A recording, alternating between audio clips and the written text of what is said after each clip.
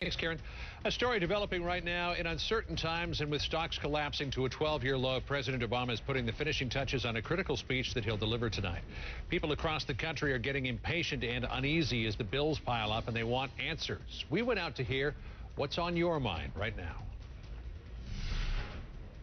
When I go to work, because I work as a waitress, and every day I go, it's less and less people, which means less and less money for me. Money minds in the nation are here all morning long trying to make sense of the meltdown for you. Joining us from Chicago is the chief economist and senior managing director of Mesirow Financial. Diane Swank is here. Here in New York, real estate analyst and founder of the Babb Group, Dani Babb, also managing director of the Economic Cycle Research Institute, Lakshman Achuthan, remains with us this morning. Diane, let me start with you. People are wondering if the worst is yet to come. Your thoughts on that? Unfortunately, the worst is yet ahead of us, just because we are basically still, excuse me, falling in the economy. We're losing 20 to 30,000 jobs a day in the month of February alone. That we can't escape that. That said, just because we can't see the bottom doesn't mean a bottom isn't out there. And unfortunately, most people focus on looking down rather than up until we hit that bottom. I don't think we're going to see a bottom for some time, and it won't feel like a good economy till well into 2010, because we're going to see a very high unemployment rate persist, even as the economy rebounds back into growth. So, Dani, what do you think is going to happen in the real estate market in the next 6 to 12 months?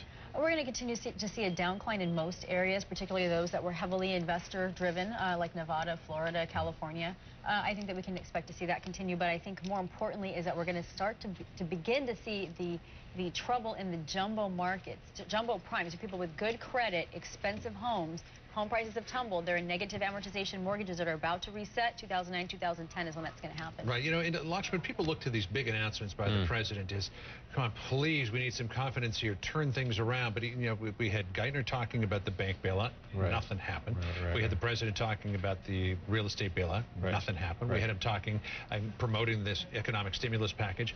Nothing happened. Things are just getting worse. I mean, what can the president say to put a floor under things and lift people back up again? Right. Well, I mean, he's attempting to say, I recognize how bad it is, and I'm putting together a coordinated plan to minimize the pain on the downside. And, he's not forecasting a recovery just yet. When you look at things like the stock market or the job market, these are slightly different. The job market is coincident. It tells you where you are right now in the cycle. Stock market's trying to look forward a little bit, but we've all been saying there's so much uncertainty out there, and the problem the biggest problem, actually, that the president faces right here is all that uncertainty brings with it a huge attraction of ideological solutions from the right and the left. They'll have extreme solutions. I have the answer. But honestly, that's not true.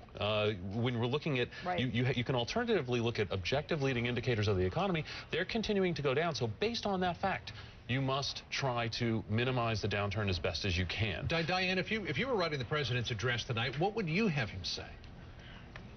Well, I keep quoting Ben Bernanke these days, and that is, one of his famous quotes of the last year is, there's no room for atheists in foxholes or ideologues in financial crises. And I think that really hits the nail on the head, is this idea that we can, someone sitting in in an ivory tower telling them from, their pedestals of what to do the right thing. You really do got to try everything. He is doing exactly what he needs to do in terms of mitigating the pain, but there are no silver bullets, and that's why much of the stimulus actually doesn't hit till 2010, 2011 in terms of jobs, and we will need it. Dani, we talk about partial nationalization of banks, spending trillions of dollars to bail out industry again and again and again, raising taxes to cut the deficit.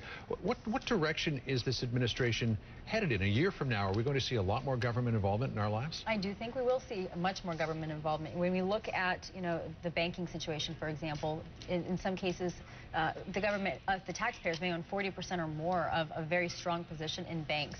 The French, there was a great interview yesterday with the French finance minister that said that worked for us, but at the United States, your banks do more than just checking and savings like we do. You actually invest, and that's not going to work as a government solution. Right. And one last point. This is a slightly hopeful point.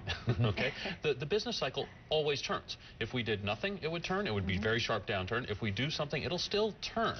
And the forward-looking indicators, after falling off a cliff, have landed on a ledge. They've stopped dropping as aggressively for the moment.